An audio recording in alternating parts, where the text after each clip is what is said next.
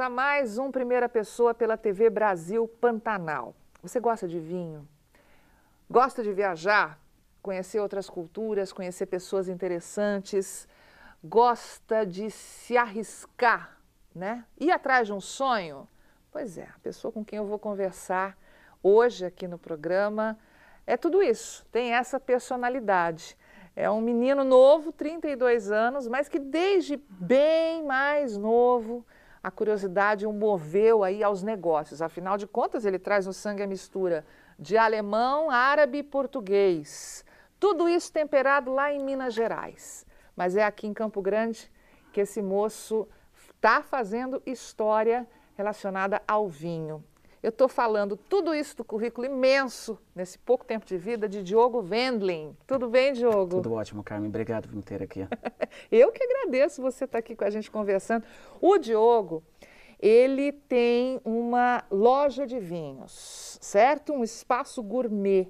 Isso. Né, de vinhos, que é o Território do Vinho, que é o segundo estabelecimento aqui em Campo Grande a fazer com que as pessoas se aproximem mais do vinho. Sim.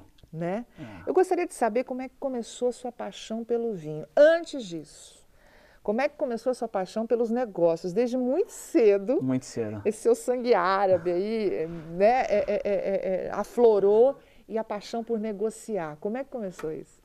Desde muito cedo, meu pai já levava eu e meu irmão, mais eu, porque eu gostava bastante, para participar de negociações. Ele ia visitar fornecedores, clientes, e a gente ficava quietinho lá na cadeira, escutando ele, e eu achava aquilo maravilhoso, o jeito que ele negociava, como que ele lidava, como ele comprava, como ele vendia. Ele está falando de Fernando Wendling, pai do Diogo Wendling, ele que também é filho da jornalista e escritora Tereza Ilcar, que teve aqui no Primeira Pessoa recentemente.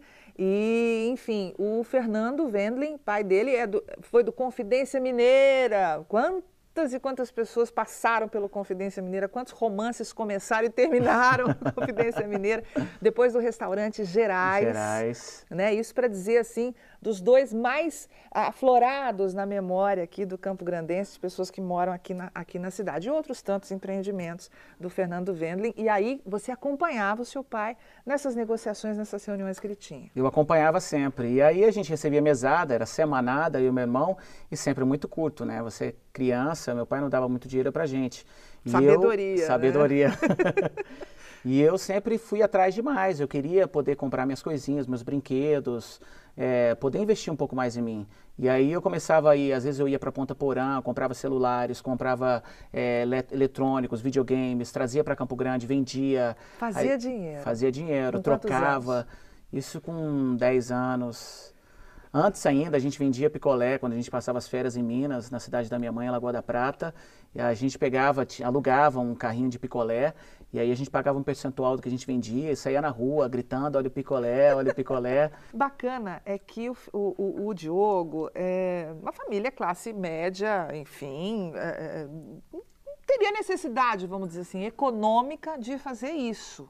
Né? Ninguém contava com esse seu dinheiro dentro de casa para pagar as contas, né? Era uma coisa para você, satisfação sua e tudo mais. E o Diogo foi trabalhar desde muito cedo, você trabalhou em lojas de roupas, né? Você sentia essa necessidade de ganhar o seu próprio dinheiro. Sim, aos 17 anos eu fui para Belo Horizonte, que minha mãe mudou para lá. Sim. E aí eu acompanhei ela e meu irmão. Aí eu descobri um sistema na faculdade que chama Network Marketing, que é o marketing de rede. Aí eu trabalhei com isso durante 1 ano e meio, quase 2 anos em Belo Horizonte, onde a gente ia de porta em porta, vestia terno, tinha gráficos, apresentava aquele esquema da pirâmide. Uhum. E como a maioria das pirâmides acabou terminando e não deu certo. Aí eu busquei outras oportunidades e fui para um shopping de Belo Horizonte e acabei trabalhando numa loja de roupas, no BH Shopping, na Fórum, onde eu fiquei lá mais uns 2 anos. Voltei para Campo Grande, fui buscar emprego aqui, já trabalhava numa loja na Fórum e acabei pegando emprego aqui também com o Joel na Fórum em Campo Grande, onde eu fiquei com ele 1 ano e meio. E aí surgiu a oportunidade de montar a Sapataria do Futuro. Na época minha mãe era casada. Também no Shopping Campo Grande. Também no Shopping Campo Grande. Foi uma experiência fantástica. Isso no meio tempo ainda, 2004, inventei uma moda de abrir uma lanchonete, uma casa de sucos e sanduíches. Que era o seu prazer, né? Que era o meu prazer. Que era o que você gostava de fazer E era vendia sanduíche natural, suco e tal. Mas qual foi o conselho do seu pai, do Fernando Wendling, para você? Você estava com os dois negócios. Eu estava com os dois negócios. Meu pai, muito sábio, com bastante experiência, ele falou: meu filho, ou você fecha o sanduíche, né, a mandala, ou a sapataria do futuro, porque senão você vai quebrar. Um negócio só. Por que você estudava na época? Eu estudava na época, eu fazia administração e não tinha nem carro. Eu ia a pé para o shopping, porque eu morava próximo do shopping, e ainda abria um outro negócio com um mínimo de dinheiro, inconsequente, né? Aquela coisa de loucura. Não, voraz, aquela coisa da juventude, que é legal, vamos atrás. Você acha que dá para abraçar o mundo. Que dá para abraçar o mundo. E aí você descobre que não dá para abraçar o mundo, que tem que ser um passo de cada vez. E aí foi onde começaram meus ensinamentos no mundo dos negócios. E eu tive, depois de um ano, que optar. Eu optei em fechar o restaurante e continuar com a sapataria do futuro, afinal já tinha 5 anos. Porque dava mais rentabilidade a sapataria do futuro? Porque dava mais rentabilidade. Quer dizer, você aprendeu desde cedo que nos negócios não é aquilo que dá prazer. Né? Que dá, você tem que ser racional. Sim. Se puder associar, né, as duas coisas, ganhar dinheiro com prazer, enfim, gostando daquilo que você está fazendo, porque você mesmo declara, na pesquisa que a gente tem aqui, que você não tinha prazer nenhum na sapataria do futuro, te dava muito trabalho, você não gostava muito daquilo. Tinha que pegar em chulé e pegar em sapato, e aí tinha que ficar consertando, aí sempre vinha o quê? Tudo sujo, tua mão ficava, sabe, suja, fedendo. E eu falava, meu Deus do céu, era tão bom. No sanduíche tinha vez que eu não tinha funcionário lá e eu tinha que fritar o bife, fazer a salada, servir o suco, atender, ir no caixa e fazer tudo isso sozinho. Teve um dia que acabou o gás, porque eu não tinha dinheiro para pagar o gás. E eu fui no vizinho, pedi o gás emprestado, fritei o bife e voltei, mesmo assim era bom. E eu falei, poxa, é disso que eu gosto de fazer. Gastronomia. Gastronomia. Eu acho que estava no sangue, na verdade estava, né? E aí despertou. Eu falei, mas esse não é o momento. Vamos adiar esse sonho e um dia ele vai se realizar. E ele realizou esse sonho, claro, né? Com o Diogo nada é muito fácil, né? Ele procura os caminhos mais difíceis. Ele realizou esse sonho indo para os Estados Unidos, sem falar inglês, com dinheiro para viver apenas um mês lá, para sobreviver um mês. Essa história ele conta daqui a pouquinho no próximo bloco do Primeira Pessoa e tem um encontro fantástico também com uma autora de um livro conhecido mundialmente, que esse moço conheceu, assim, coincidências da vida. A gente volta já já.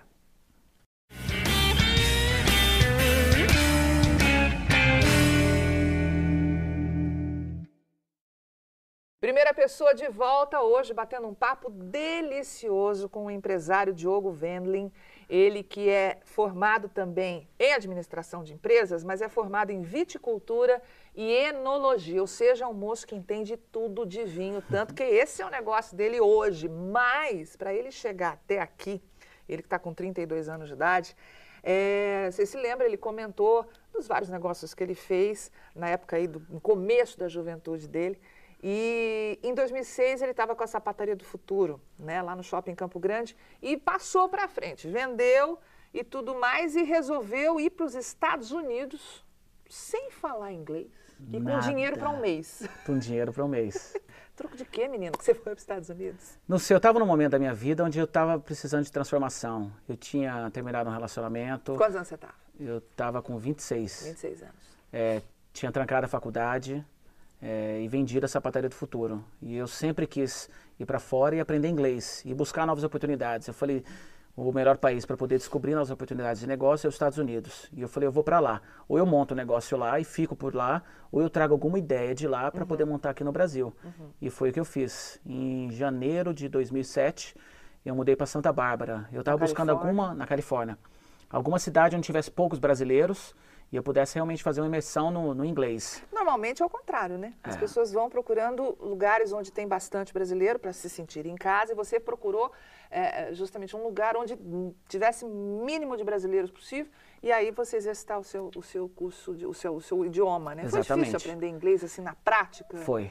E aí eu mudei para lá, escolhi a cidade porque é uma cidade linda, pequenininha, deve ter 50 mil habitantes, de praia, 1 hora de Los Angeles, então é próximo do grande centro e tem E é tudo. um lugar que concentra grandes artistas Bastante. ali, gente de Hollywood.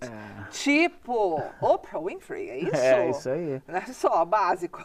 Porque lá é 1 hora de Los Angeles e por Aham. ser pequeno e bastante seguro, as pessoas, os artistas fogem dos paparazzis de Los Angeles e vão morar lá. Você foi trabalhar num restaurante. Eu fui trabalhar no restaurante. Eu cheguei lá sem emprego, né? E aí eu tinha dinheiro para poder viver de aluguel 1 mês, comprar um carro de $1.000, que foi o que eu comprei, um Suzuquinha, eu tenho até foto dele até hoje para lembrar como começou, e estudava inglês. Eu fui pela EF, que é um curso que tem mundialmente. Aí depois de 1 mês eu falei, agora está na hora de encontrar emprego. Eu já conseguia falar The Books on the Table, alguma coisa. Foi fácil encontrar emprego? Foi. Porque, não sei, dá a impressão de que de repente, para tanta gente é difícil e tal. O que te facilitou? Cara de pau, Carmen. Cara de pau Cara mesmo? de pau. Eu decorei, eu peguei com alguns amigos que falavam inglês, o que eu tinha que falar. Aí eu lembro que eu escrevia, My name is Diogo, I'm looking for a job. Do you have an application? E aí era a única coisa que eu sabia. Eu fui com aquilo lá escrito e fui de restaurante em restaurante. Por quê? Eu falei, cara, restaurante é onde ganha dinheiro por causa das gorjetas. Você tem restaurante, você vai ser babysitter, ou então você vai trabalhar de valet parking, que é estacionar carros. Estacionamento. E garçom eu sabia que ganhava mais ainda. E eu falei, bom, já gostava de restaurante, já tinha tido vou entrar no Por conta da sua experiência aqui do sanduíche natural. Exatamente. E aí eu fui de restaurante em restaurante. Aí até que eu dei a sorte de encontrar que hoje é um grande amigo meu, que é o Marco Belli. Ele era gerente de um restaurante italiano, que era da Trattoria Moli, que é uma mulher da Etiópia, só que do lado italiano da Etiópia. E italiano, me viu, brasiliano, vem. Aí eu perguntei para ele o que precisava, ele falava nada. Olha, calça preta, camisa branca e vem trabalhar amanhã. E aí eu estava empregado. Você tem uma curiosidade bastante interessante com o jogo. Você tem um livro, né, que é O Segredo, Sim, The Secret, The Secret. né, que é um livro conhecido mundialmente. Enfim, milhões de exemplares vendidos, enfim, ficou no top, né, de vendas, enfim. E esse livro é a Lei da Atração. Sim. Né? Resumidamente, o que é o segredo? O que atraiu você, que marcou você e você começou a aplicar? O segredo é o quê? Eles falam que é thoughts become things, choose the good ones. Então, é o pensamento que você tem, você tem que escolher o pensamento, ter um bom pensamento, acreditar nele, e aquele pensamento vai se tornar sentimento, e os sentimentos vão se tornar ações. E aí você começa a criar um campo magnético onde você atrai pessoas com o mesmo pensamento. Então, se você tem pensamentos positivos e você se visualiza aonde você quer estar, você vai chegar lá porque você vai atrair pessoas e situações que vão te fazer chegar lá. Eu lembro que eu tinha uma casa, eu tinha um colchão, uma TV em cima de uma caixa de panela e eu ficava imaginando que eu estava sentado num sofá lindo de couro com uma tela de 42 mudando e eu ficava imaginando aquilo e sorrindo e vivendo aquele sentimento. Eu tinha o meu carro Suzuki, aí eu fingia que ele tinha controle no volante e que ele tinha ar-condicionado e eu trocava marcha, era tudo automático, eu olhava aquilo, falava, olha que bacana meu carro. E não deu outra, foi o que aconteceu. Eu consegui comprar o carro que eu pensava, aí eu consegui equipar minha casa. Mas isso não é passe de mágica, isso é importante dizer, como ele falou, é um pensamento que transforma em sentimento e você parte para ação. Quer dizer, para conseguir realizar esse sonho, para chegar ali no real desse imaginário, é muito trabalho. Muito trabalho. Muito. Né? Você conheceu, nesse restaurante que você trabalhou, que se tornou uma referência, como eu disse, a Oprah Winfrey mora ainda mora nessa região, e o restaurante Molly, onde você trabalhava, caiu nas graças da Oprah e ficou conhecido, enfim. Você conheceu vários atores, atrizes ali. E o que aconteceu com uma determinada moça que chegou lá e você se encantou com ela, assim, houve ela te chamou a atenção? Foi, ela já ia lá sempre com a família, a mãe já estava lá, eu nunca nem imaginava que era a mãe dela, eu achava que era amigos e família, e sempre que ela ia, oi, hi, tudo bem, conversava um pouquinho, e ela foi umas 5 vezes, e aí até que teve uma oportunidade que a gente conseguiu conversar. Aí ela falou que era da Austrália, que tinha mudado para os Estados Unidos, eu acho que uns 5 anos, 6 anos mais ou menos, e que estava aqui, estava trabalhando, não falou nada até então. Tinha um amigo meu, que era o Marco, que era o gerente, a irmã dela também achou o Marco super bacana, interessante, italiano. E aí ela falou, olha, vamos tomar um coquetel lá em casa, vamos fazer uma coisa, vamos sair. Eu falei, vamos, lógico. Aí saí do serviço, o Marco naquele dia não pôde, porque ele tinha uma filha pequena, e a filha estava doente, e eu acabei indo sozinho. Chamei uma amiga que era taxista lá nos Estados Unidos e me levou até a casa dela, uma casa de cinema, né? Tudo lá é de cinema.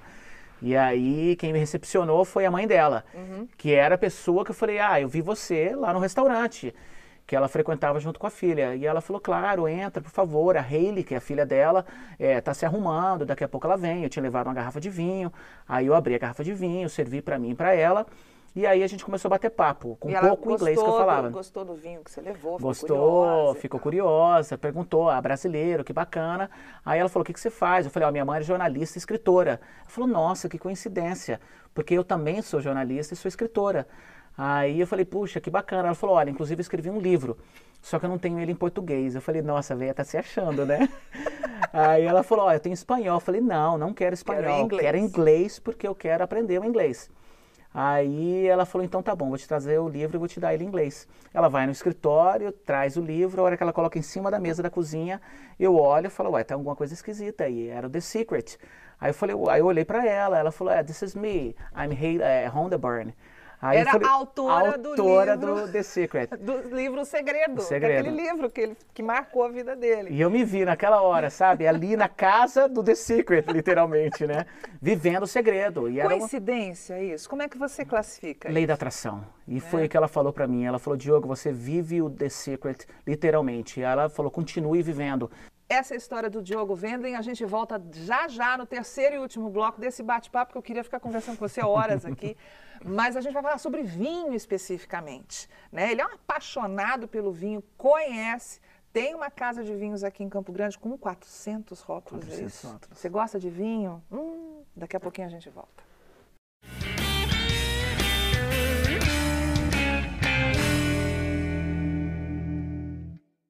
Primeira pessoa de volta hoje, batendo um papo delicioso com o Diogo Wendling, empresário, enólogo, que tem aqui em Campo Grande desde 2010 o Território do Vinho, que é a segunda casa de vinhos, né, casa especializada em vinhos aqui na cidade. Qual que é o diferencial do Território do Vinho? O diferencial do Território do Vinho é a forma como a gente apresenta o vinho. Lá nos Estados Unidos eu aprendi que é muito mais descomplicado e fácil o vinho do que eu pensava. Aqui tem um elitismo muito grande por trás do vinho, né? As pessoas se gabam muito. É uma informação que poucos têm, um conhecimento que poucos têm. Parece assim, não, eu conheço vinho, Exatamente. Olha, eu sou melhor do que você, porque eu conheço. Para, gente, o vinho, ele não agrega, ele não é de reunir. Exatamente. Existe não para separar. Na humanidade há quanto tempo? Mais de 5.000 anos tem relato de vinho já no mundo.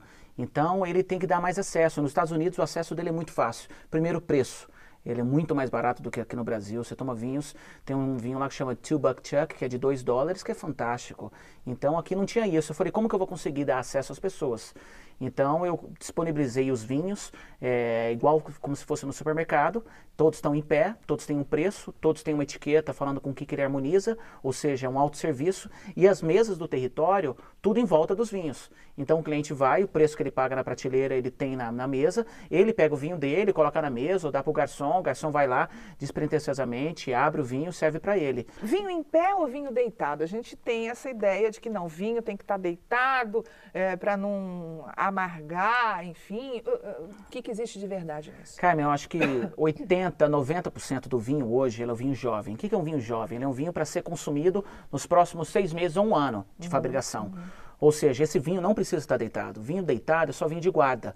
Como aqui começou só essa coisa do vinho de guarda e eles ainda mantêm muito isso. O que é vinho de guarda? São os vinhos que vai ficar guardado na adega dele durante 10, 20, 30, 40, 50 anos. Muitos anos de fabricação, isso. Que cada vez mais valiosos quanto mais o tempo passa. Exatamente, porque eles são escassos. A maioria são italianos e franceses. A maioria é francês, Bordeaux e Borgonha. Então, ele tem uma durabilidade muito maior. O processo de vinificação, com certeza, é muito superior. Lá, a terra é 5 hectares, é gente milionária para ter. É caríssimo. Quanto custa, média, um exemplar desse? Depende. Você pega Romanée Conti, você tem de R$2.000 até 80, R$100.000. Porque aquele vinho daquela Coragem. safra, onde ele foi pontuado 100 pontos pelo Robert Parker, e ele só foi produzido 1000 garrafas e 1000 pessoas têm. Então é oferta e demanda. Então a escassez eleva o produto do vinho, o preço do vinho. Mas tem um grande crítico de vinho que é o Robert Parker, que é o maior crítico do vinho do mundo. E ele fala, eu não acredito em vinho acima de $100. Então tome vinho até $100, que é onde você consegue ver a diferença de qualidade. Onde ele usou um barril de carvalho francês 100% novo, deixou um ano lá, a garrafa que ele usou, a rolha que ele usou, o processo de vinificação, tudo isso deixou o vinho muito melhor. Mas até $100. Depois disso, oferta e demanda, é marketing, a maioria é marketing que se cria atrás do vinho. Qual o vinho mais barato, de qualidade boa, que a gente tem à disposição hoje? Quem está nos assistindo fala, poxa vida, quero comprar um vinho, vou aproveitar essa dica do Diogo. Em Campo Grande, você não tem muito vinho barato, porque você tem substituição tributária, que encarece 50% o preço de vinho. Preço do vinho, 50% são impostos. São impostos. Aqui em Campo Grande, fora o imposto que já teve em São Paulo na importadora. Então você tem vinhos em Campo Grande de pelo menos R$50 para você ter um vinho de uma qualidade razoável. Que é o? Você tem Los Haroldo, você tem Álamo, você tem Carmen, tem Milantino, tem vários vinhos nessa faixa de preço que são muito bons. Como tomar vinho sem ficar de fogo? Tomando água e tomando pouco. Uma garrafa para 2 pessoas. São 2 taças. Dá 350 ml. Ou seja, uma taça de 175, você está tomando 2 taças. Acompanhado de água e comida, você vai ficar naquele pilequezinho leve, gostoso e que vai... soltar, né? Exatamente. Aquela coisa de flutuar, vamos dizer assim. Né? Porque dizem que porre de vinho é brabo o negócio. Então, cara, mas porre de qualquer coisa é bravo. Não é de vinho. Não é de vinho. As pessoas falam, o vinho me dá um porre, eu tomei um vinho que me deu um porre. Aí Vinho ele tomou, de garrafão. Aí ele tomou vinho de garrafão, doce, e tomou o garrafão inteiro. E não tomou água e não comeu. E aí ele tinha 13 anos de idade. Aí ele acha que isso é a pior coisa do mundo e ficou até com preconceito com relação ao vinho. Então, tem preconceito com relação ao vinho? Tem bastante. Isso? Tem por causa do tradicionalismo e as pessoas que criam barreiras do vinho. Qual é a principal barreira que você percebe? Preço. Então, o preço pega bastante e o acesso e o marketing. Olha o marketing da cerveja. É mulher bonita, é bunda de fora, é jogador de futebol, é só festa e tudo mais. O vinho não, aparece aquele cara de terno, tomando, comendo foie gras. Entendeu? Quem que vai se identificar com aquilo? Difícil, né? É 0,0005% da população. Então, o trabalho que eu faço no território do vinho é isso. É dar acesso, é descontrair. A música é um pouco mais alta, a luz é mais baixa, os garçons são descontraídos. E você está conseguindo isso? Quer dizer, você está conseguindo formar essa opinião, esse gosto pelo vinho? Você Graças a Deus. Desde 2010, quer dizer, quase 3 anos, você está mudando Graças essa a Deus. mentalidade. Era um medo meu. Quando eu saí dos Estados Unidos, meu projeto era produzir vinho, que era meu projeto inicial, ter o rótulo próprio. Aí um amigo falou, não, vamos montar uma adega em Campo Grande. Eu falei, você tá doido? Campo Grandense tomando vinho? Aqui é tereré, churrasco, cerveja. Ele falou, Diogo, você vai se surpreender. E não deu outra. Aí eu comecei a surpreender. Pela forma que eu comecei a apresentar o vinho, as pessoas começaram a ter mais acesso, achar mais descomplicado e gostar. Hoje o consumo cresceu muito. Se vende muito vinho no território e todas as outras casas. Tanto que várias outras casas começaram a investir bastante. E isso é muito positivo. Quanto mais pessoas estiverem vendendo, melhor vai ser para o mercado, mais pessoas vão estar bebendo vinho. Lembrando que o Diogo, ele é administrador de empresas, é formado em viticultura e enologia, com ênfase em marketing em vinho. Ou seja, divulgar vinho é com você mesmo. Um grande sonho, a gente está caminhando para o final. Olha o sonho do Diogo. Ele quer viajar ao mundo, nas regiões vinícolas mais belas e conhecidas do planeta, né? E aí você tem um projeto de programa de televisão, também. Né? Lá nos Estados Unidos... Eu não duvido nada que esse moço consiga, né? Não duvido nada. O seu sonho qual é? O programa chama The Wine Traveler, que é o viajante do vinho. E eu criei ele lá nos Estados Unidos, fiz um demo até, inclusive, dele. Trouxe para o Brasil e não consegui, como qualquer um tem patrocínio, que é muito difícil. Eu falei, então, mais uma história. Vamos deixar de lado, um dia ela se realiza. Vamos deixar na reserva. Reserve, né? Na culinária, vamos reservar ali. E falta patrocinador para você. Falta patrocinador e foco também, né, Carmen? Hoje meu negócio é o território do vinho. Sim. A gente acabou de abrir uma nova casa. A gente saiu do endereço antigo, abrimos um novo lugar. A casa é bem maior. Que está na Euclides da Cunha. Euclides da Cunha, 485. Próximo da Pontal. Então é uma casa bem maior, o cardápio aumentou bastante, trabalhamos com cervejas importadas, a quantidade de vinhos... Você não está só com vinho, você está com cerveja também. Sim. Sempre esse diferencial. Sempre. E tornando acessível, tornando conhecido acessível das pessoas. Com certeza. Gente, está aí, né? Você tem o site? Tenho, né? www.territoriodovinho.com.br. Tá aí então o site do Território do Vinho para vocês conhecerem mais e conhecer mais essa figura encantadora do Diogo Wendling. Olha, Fernando Wendling, você passou direitinho os ensinamentos aqui para o Diogo, tá? A Tereza Ilcar, mãe, deve babar nesse filho, assim, de orgulho, bacana. E olha, você é um ótimo escritor, hein? Obrigado. Tem um blog também, né? Tem o blog do Território, tem o Facebook, a gente sempre está postando matérias e artigos. Nossa, o Diogo mandou a história dele, né, o cronograma ali, como é que foi, né, cronologicamente contada. Né? Esse menino escreve muito bem. Então a gente vai ouvir muito falar ainda do Diogo Wendling. Diogo, sucesso para você. Eu não duvido de nenhum sonho seu. Tenho certeza, fé em Deus, que com muito trabalho você consegue realizar. Tá provado isso. Tá bom? Um beijo grande. Obrigado pela oportunidade. Eu que agradeço. Delícia, né, gente? Que gostoso esse bate-papo. É isso que o Primeira Pessoa quer sempre oferecer para você. Qualidade de informação, conteúdo bacana e aprendizado. Com o Diogo Wendling, a gente teve tudo isso. Eu espero você num próximo encontro aqui, tá bom? Na TV Brasil Pantanal com Primeira Pessoa. Um beijo, obrigada pela audiência.